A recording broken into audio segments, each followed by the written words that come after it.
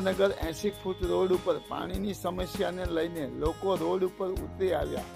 10 થી 15 સોસાયટીમાં છેલ્લા 15 દિવસથી પાણીના ધાંધિયાથી લોકો પરેશાન।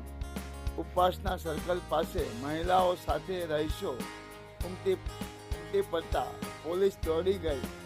ગંદુ પાણી અને નિયમિત પાણી આપવાની માંગ સાથે સ્થાનિકો આક્રોશ જોવા મળ્યો।